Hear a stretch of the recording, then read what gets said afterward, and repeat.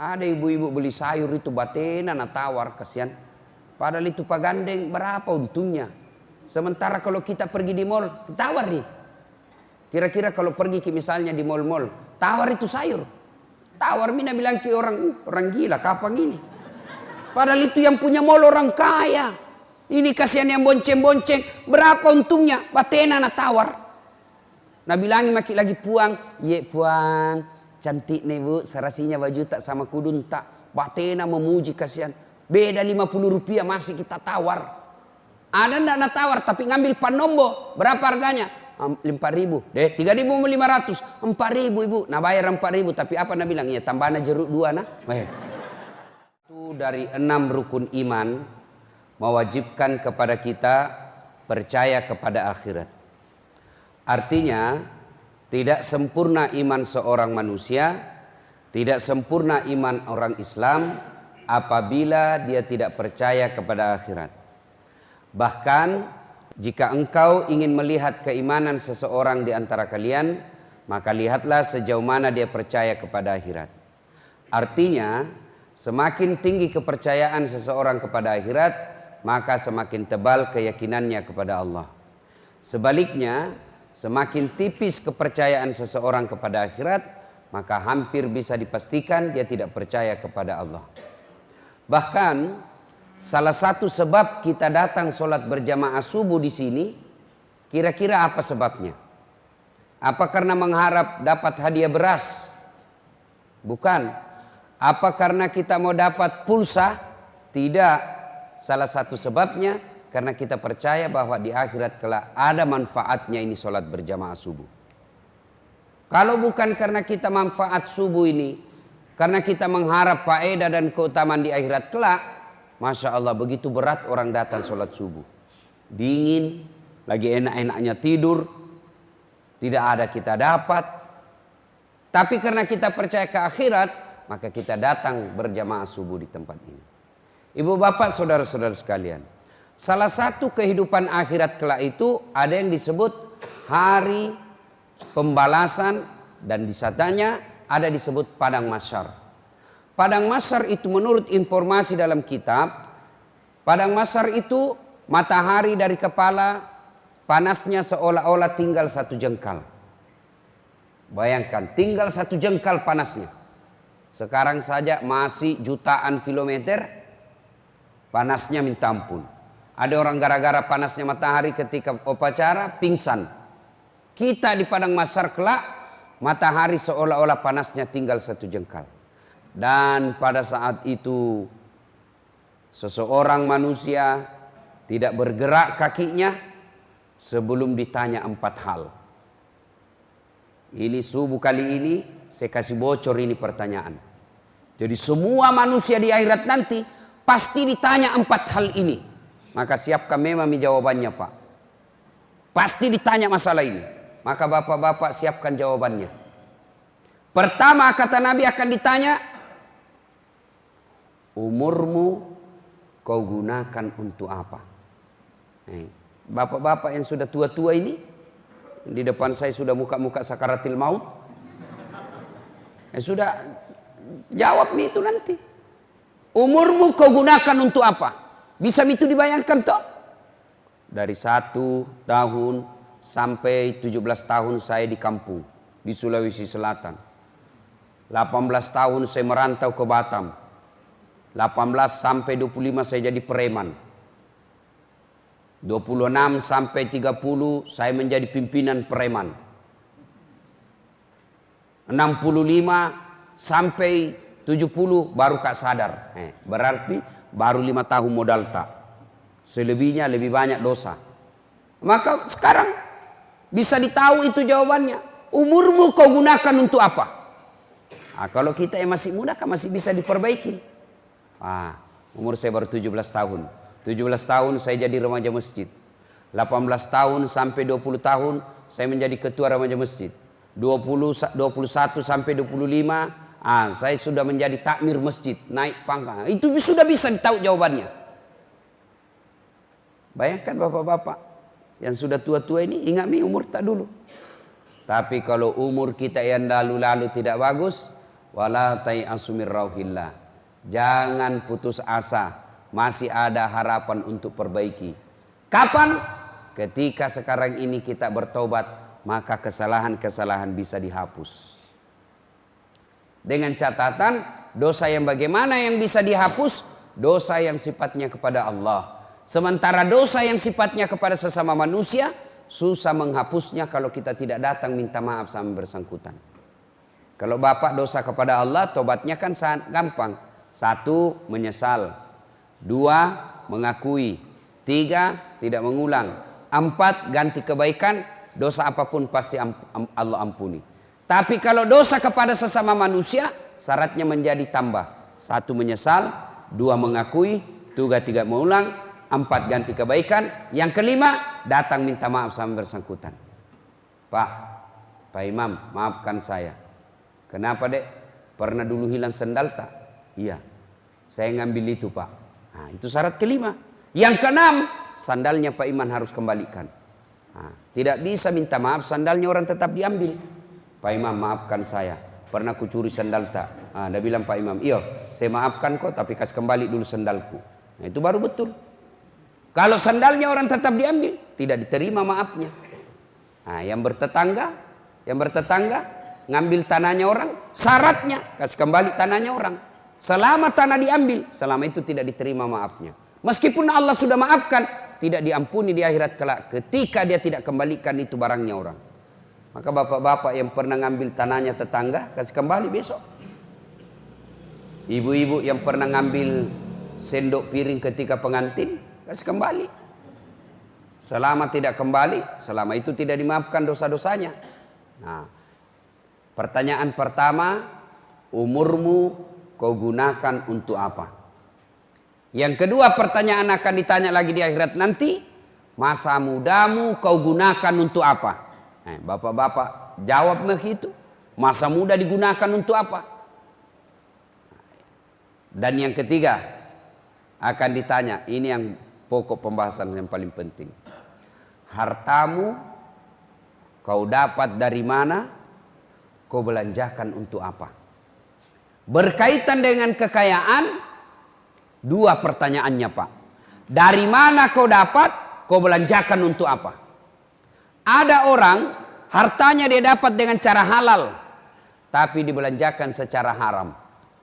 Ada juga orang hartanya dia dapat secara haram, dia belanjakan di jalan halal. Oh tidak bisa.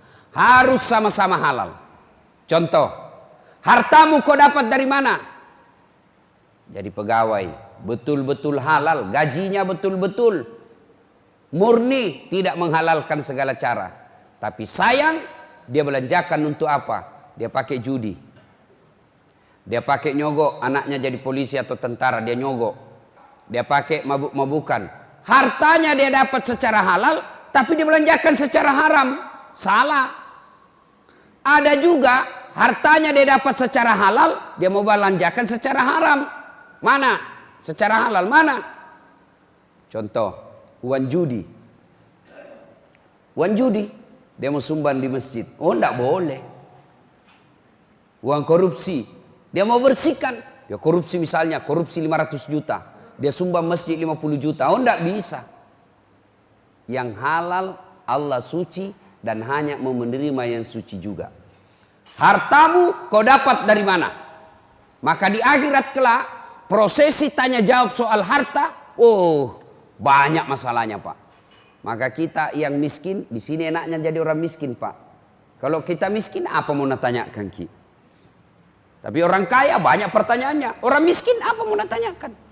Misalnya nanti di akhirat, ada orang miskin, pekerjaannya dipanggil. Tersangka pertama, maju. Majulah dia. Nama, Inem. Pekerjaan, pembantu rumah tangga. Gajimu 500.000 per bulan. Kau belanjakan untuk apa? Ya 300.000 saya kirim ke kampungku karena mamaku sakit. Sebenarnya tidak ada cita-cita aku mau jadi pembantu, tapi karena tidak ada keahlian saya, tidak ada sertifikatku, tidak ada ijazahku, maka saya jadi pembantu. 300.000 saya kirim ke mamaku karena mamaku sakit untuk pembeli obatnya. 200.000 untuk operasional saya sehari-hari. Oh ya. Terus rumah tidak ada. Rumah Haji bosku ku tempati. Itu pun kamarnya kecil, sempit, panas, tidak ada kipas anginnya, tidak ada AC-nya. Mobil tidak ada. Motor tidak ada. Sepeda tidak ada. Miskin mudi, mau milih apa Tuhan? Ini kau kasih kak.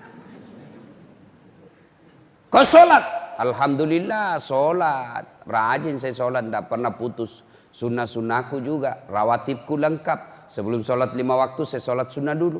Sudah selesai sholat 5 waktu saya sholat sunnah lagi. Puasa, alhamdulillah. Kadang-kala Senin Kamis, karena kanan lapar kak, tidak mama, lebih daripada saya lapar saja, mending saya puasa. Sedekah, alhamdulillah. Kadang-kala saya sedekah sesama penjual sayur. Oh bagus agamamu. Silahkan kau masuk surga. Meskipun di dunia kau hina, sekarang di akhirat kau mulia. Inam, silahkan kau masuk surga dengan penuh kemuliaan. Coba, tidak ada pertanyaannya. Masuklah dia surga. Tersangka nomor 10, maju. Bah, bosnya Inam. Dia lihat Inam, bah, ini bosku ini. Oh iya, naila sekke iya. Di kiri galang, nah ini. Mulai nih pak, mulai ditanya. Nama Haji titik-titik. Pekerjaan kepala titik-titik. Nah ditanya mi, itu mobilmu kau dapat dari mana? Kalau dilihat gaji sama tunjanganmu, tidak bisa kau dapat itu. Dari mana? Anu apa? Perjelas, wah tidak jelas pak. Terpaksa ditinju. Puah! Jatuh matana, mau lari ditarik lagi. Belum bisa selesai Haji. Itu pelek mobilmu dari mana kau beli? Kalau dilihat gajimu tidak bisa kau beli. Anu apa? Ditempeleng. Bah! Baik, robek lagi telinganya. Mau lari ditarik lagi. Itu tegel di rumahmu dari mana itu? Kalau dilihat tidak bisa kau beli, itu berapa gajimu? 4 juta. Dari mana itu tegel? Tidak jelas juga, ditusuk lagi matanya. Bah! Mau lari ditarik lagi, belum bisa selesai. Itu cincinmu dari mana kok? Tidak jelas lagi, banyak sekali pertanyaannya pak. Bannya mobilnya, peleknya, pembeli bensinnya. Semua ditanya. Itu lemarimu di rumah dari mana? Itu atapmu, bagaimana kau bisa beli itu? Itu pagarmu yang mahal dari mana? Banyak sekali pertanyaan. Kalau kita orang kontrak rumah kan tidak ada pertanyaan. Rumah kontrak. Selesai ini. Mobil, PT. Tidak ada lanjutan. Tapi yang punya mobil, ditanya bensinnya, ditanya pembeli bannya, ditanya pembeli macam-macam semua pak. Kalau kita mobil tidak ada. Selesai. Sembahyang pak. Tuhan, kau puasa Ramadan, Senin Kamis tidak sempat. Tapi masuk tanya surga pak. Tapi babak belur mi. Masuk surga tapi robek-robek mi semua badannya. Puri calla, man rasa-rasa nih pak. Masuk surga. Tapi bengkok-bengkok mi mukanya. Ketemu pembantunya. Nah bilang Inam, puang. Kenapa muka? Jangan kau banyak bicara di situ. Dari mana ki? Kenapa ki baru masuk? Nah saya lama mak di sini di surga 4 tahun mak. Kenapa ki baru masuk? Nah bilang terlambat Kak Inam. Kenapa bisa kita terlambat? Aku kira 4 mobil tak itu hari. Dia bilang, iya itu mi 4 mobil, banyak sekali pertanyaannya. Maka bapak-bapak, jangan selalu pikir enak jadi orang kaya. Masih sakit pak. Kecuali dia dermawan.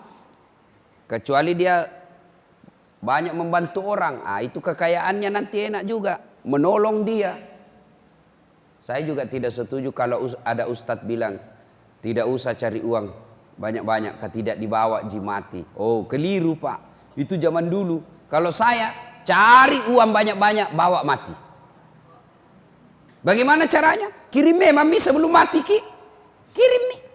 Saya mau nanti kuburku pakai spring bed. Pakai kasur empuk. Kirim nih pembanti di panti asuhan. Ada itu kasur tak menunggu. Saya mau nanti kuburku ber-AC. Kirimi pembeli AC di masjid. Ada itu AC tak menunggu. Saya mau nanti kuburku terang. Bayarkan lampunya masjid tiap bulan. Kerak terang itu nanti lampu tak. Tapi bagaimana mau baik kubur tak nak kita seke. Kikiri galap aku jambatan. Kumpul. Mati, ndak nasempat nikmati. Ada itu orang begitu. Nanti anakku. Bah, jangan maki harap kalau anak tak. Ada orang begitu Pak. Setengah mati cari uang. Kumpul. Balu pelit. Ndak sempat bersedekah. Kena serangan jantung. Mati. Anak tak nikmati. Ya kalau anak tak pas sambayang. Kalau Pak Botoro. Oh ikon atau macilakana. Setengah mati cari uang ndak nikmati. Banyak orang begitu Pak. Banyak. Pelit. Datang takmir masjid langsung bengkok mukanya. Apalagi kalau nak lihat itu pengurus masjid bawa map langsung dalam hatinya. Les. Minta sumbangan lagi. Nanti ketika kita kasih sumbangan Pak, di akhirat justru kita nanti berterima kasih sama itu pengurus masjid. Kita akan berkata, terima kasih Pak. Gara-gara kita itu datang di rumah minta pembangunan masjid sehingga ada yang ku nikmati di akhirat. Andai tidak datang, kita tahu ini bagaimana hidupku di sini. Ada orang begitu Pak. Investasi, beli ruko. Mau sakaratil maut, masih ruko terus ingat. Mau pensiun apa nak bilang? Ustaz, insya Allah tahun depan pensiun mak. Alhamdulillah ada mi kebunku ini tempatku nanti bercocok tanam. Ada jomi toko-toko ku buka tempatku nanti kalau sore-sore berda. Ilaha illallah. Bukannya berpikir Ustaz ada mini rumah sudah ku beli dekat masjid supaya nanti dekat ke masjid berjamaah. Alhamdulillah ada itu pesantren sudah ku bantu. Mudah-mudahan usia tuaku nanti bisa ke sana mengaji. Mau mati. Sanging hartana nak pikir. Akhirnya sakaratil maut. Nah cari itu semua keturunannya. Mana anakku yang pertama nak bilang anaknya. Ini Kak Pae ada Kak dekat kepala tak. Nah bilang lagi. Mana anak bunsuku. Nah bilang ini Kak Pak di kaki tak. Nah lihat lagi. Mana istriku. Nah Kak Pae di sebelah kiri. Udah lihat ada tonji istrinya. Mana inam pembantunya. Pembantunya nak bilang, ada aja di sini Pak Haji. Nah lihat, ada tonji. Langsung dia bilang, siapa jaga toko? Ada semua itu. Ada anaknya, ada yang bungsu, ada istrinya, ada pembantunya. Langsung tokonya nak ingat, mati bagi siapa jaga toko. Padahal sakaratil maut itu. Kenapa? Semenjak dia muda sampai tua, toko terus nak pikir. Sakaratil maut, tokonya juga nak pikir. Jangan kita terlalu pelit Pak. Ajak tak seke. Tidak ada itu orang ibu bapak. Tolong saya di Batam ini. Ada kita lihat orang bangkrut gara-gara sedekah. Ada kira-kira Pak? Ada. Tunjukkan nggak Pak? Ustaz. Itu rumah yang sudut. Yang besar sekali. Kaya dulu itu Ustaz. Cuma karena rajin bersedekah bangkrut. Ada kita pernah dengar itu? Enggak. Yang bangkrut gara-gara apa? Selingkuh. Diperas sama ceweknya. Belikan nggak kulkas? Kalau tidak ku sebar ini foto yang sama di mobil. Sudah dibelikan kulkas, nah bilang belikan nggak juga kipas angin. Sudah dibelikan kipas angin, nah bilang AC. Kalau tidak, ku bagi-bagi ini foto ini. Habis duit gara-gara selingkuh. Bukan poligami ya, bukan poligami. Kalau poligami boleh. Yang penting bapak berani. Apa mau poligami nak takut sekali sama istrinya. Bagaimana kau mau poligami nah sedangkan istri sudah pegang remote control televisi tidak bisa makin macam-macam. Apalagi kalau istri orang Bugis. Orang Bugis Makassar nah bilang coba kok. Kalau mau aku kasih ketemu kau nenek nu. Ibu-ibu sampai ada bapak-bapak takut sekali sama istrinya. Sampai di akhirat. Begitu istrinya lebih dulu masuk surga Pak. Lebih dulu masuk surga. Begitu suaminya mau masuk surga. Dilihat. Wih. Ada lagi. Angka sila comok. Tidak jadi deh, tidak jadi. Begitu nalihat istrinya dalam surga. Dia bilang jangan malaikat. Nasi sakak lagi nanti. Ada di sini bapak-bapak takut sama istrinya? Ada. Berhenti makin jadi laki-laki kalau takut sama istri. Masa mau takut sama istri Pak? Bagaimana caranya? Gaji tak semua nak ambil tiap bulan. Setiap bulan ambil semua gaji tak. Kita belikan rumah, kita belikan mobil, dicicilkan mobil. Semua gaji tak nak ambil. Bajunya kita belikan, gencunya kita belikan. Baru kita takut sama dia. Bagaimana ceritanya? Kecuali bapaknya atau mertua tak kasih ki modal 10 miliar, ya bolehlah kita takut sama istri.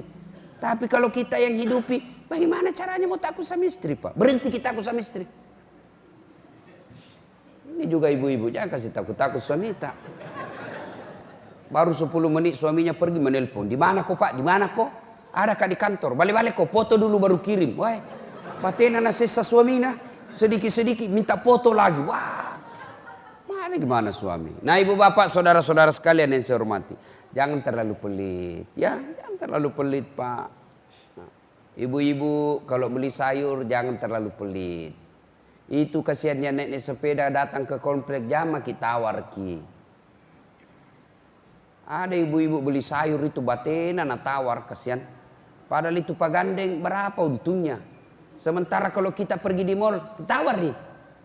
Kira-kira kalau pergi ke misalnya di mall-mall, tawar itu sayur. Tawar mina bilang ke orang gila, kapan ini?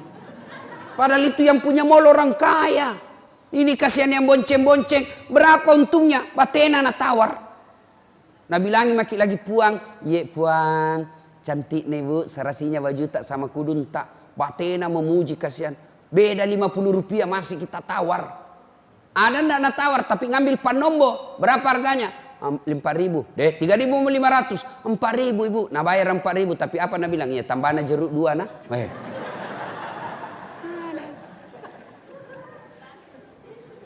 Ibu ketawa karena ibu begitu toh. Bagaimana lagi pelitnya kita Pak? Ay, kalau kita pelit coba kalau lihat kalau kita undang ustad. Coba maki, kalau artis diundang, luar biasa. 1 bulan sebelumnya sudah diselesaikan pembayaran. Kasih tiket yang paling bagus. Honornya puluhan juta. Lalu apa jindatan? Nah bawa itu artis. Nah bawa kangki dosa. Menyanyi, lenggak-lenggok, nak kasih lihat pahanya.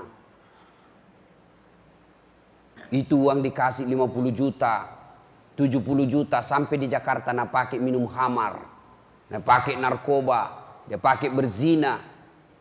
Coba sekalinya ustadz diundang, wah, apa dijemput? Tidak, nak kirimi ojek, nak kirim.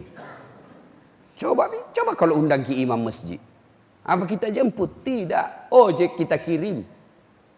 Mau hujan-hujan lah itu ustaz kasihan. Di atas motor dibonceng motor tua. Berhujan-hujan. Satu mantil diduai. Setengah mati ditunduk itu ustaz. Sampai midek belum pi ustaz. Sampai midek belum pi lagi 5 menit. Lamanya dirasa itu.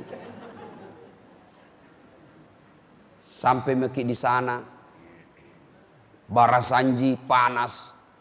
1 jam. Busa-busa kali paknya kasihan. Sallallahu alaihi wasallam. 1 jam itu kasihan berdoa. Baca Yasin, Barasanji. Mau pulang, berapa kita kasih? 25.000. Uang bonyok. Nah bilang suaminya, kenapa kau kasih begitu kau dong ustaz? 1 jam kau itu nak bacakan doa, nak barak kaki rumahmu. Masa 25.000 kau kasih istrinya? Bungkus kamu kau ditutup songkolok sama kue di situ nak bawa pulang. Bagaimana? Jangan ketawa, serius orang ini Pak. Bagaimana nak tamu sekolah agama kalau nak lihat begitu itu ustaz kasihan. Ya, jangan terlalu pelit Pak. Harta kau gunakan untuk apa? Kau belanjakan untuk apa? Dan yang keempat pertanyaan di akhirat kelak. Ilmumu kau gunakan untuk apa? Ada nanti pertanyaan. Ini khusus para ulama, para ustadz ini. Ditanya ilmumu kau gunakan untuk apa? Jangan sampai ilmu kita hanya memecah belah umat. Jangan sampai ilmu yang kita sampaikan hanya menimbulkan keresahan. Karena ada juga itu yang mengaku ustadz, meresahkan saja dakwanya. Suka memecah belah umat. Suka kasih bertengkar umat. Yang dia ceramah hanya masalah khilafiyah saja. Masalah perbedaan pendapat saja dia bahas Pak. Soal kunut tidak kunut, sujud kasih begini, tangan atau tidak, takbir begini dan begini. Itu saja yang selalu dia bahas. Kesalahan-kesalahan orang yang berjamaah. Kenapa orang berjamaah salah? Kenapa bukan kita ajak orang kaya datang ke masjid, anak remaja masjid kita undang ke masjid? Lebih baik itu yang kita bahas. Ada juga penceramah Pak, bikin bingung selesai ceramah. Ceramahnya neraka saja terus nabahas. Ada kan begitu Pak? Kau akan dibakar, ditusuk pantatmu, dipotong lehermu, ditindis telingamu, ditindis ke telinga kanan, keluar telinga kiri, digunting lidahmu. Apa anda bilang anak muda aja mau ke masjid dia bikin takut-takut. Iya kan ada penceramah begitu toh. Nah, ibu bapak saudara-saudara sekalian, dan pada akhirnya berbicara tentang akhirat tidak bisa disentuh pakai akal, tapi harus melalui iman. Ketika iman kita baik, maka insya Allah semakin percaya kita kepada akhirat. Dan akhirat pasti akan datang. Kaya sementara, miskin sementara, sakit sementara, sehat sementara, kaya kuat sementara. Satu saja yang abadi. Apa? Akhirat. Bapak datang merantau ke sini, cari harta ke sini, ternyata di sini tidak nyaman, ternyata di sini tidak enak. Sudah, saya jual rumah, pulang kembali ke Sulawesi. Masih bisa Ki. Menderita di Batam, masih ada pilihan. Saya kembali ke Jawa. Menderita di Batam, saya kembali ke Sulawesi. Masih ada pilihan kembali kampung. Tapi ketika Bapak masuk di kubur, mau kembali. Sudah masuk di akhirat. Deh, ndak enak na di kubur, kembali lagi deh. Ndak ada. Kota mana ki burui, ewai alemu cilaka. Dek na gagah. Tinggallah kita di situ. Maka Bapak Ibu saudara-saudara sekalian, percayalah kehidupan dunia ini hanya sementara. Yang abadi adalah akhirat. Maka Allah Subhanahu wa taala bertanya dalam surah As-Sajdah, "Afaman kana mu'minan kaman kana fasikan?" Apakah sama orang beriman dengan orang fasik? La yastaun. Tidak sama kata Allah. Ammal ladzina amanu wa amilus solihati falahum jannatul ma'wa. Bagi mereka yang beriman, beramal soleh, kami kembalikan mereka ke dalam surga. Surganya dunia, insya Allah surganya akhirat. Jadi orang kalau beriman itu Pak, sudah dapat surga dunia, surga akhirat. Adakah surga dunia? Ada. Surga dunia itu tenang, tidak banyak uangnya, tapi ada manfaatnya. Anaknya taat, istrinya baik, suaminya baik. Nah, itu surga dunia. Ada juga nerakanya dunia. Apa neraka dunia? Anak pembangkang, lain dibilang, lain dia sebut. Dijualkan sawah, dijualkan rumah untuk kirim ke Jakarta kuliah. Tapi apa? Dia hanya kasih malu kita, dia kasih hamil ceweknya. Nerakanya dunia itu kau dapat. Wa ammal ladzina fataku fama'wahumun nar.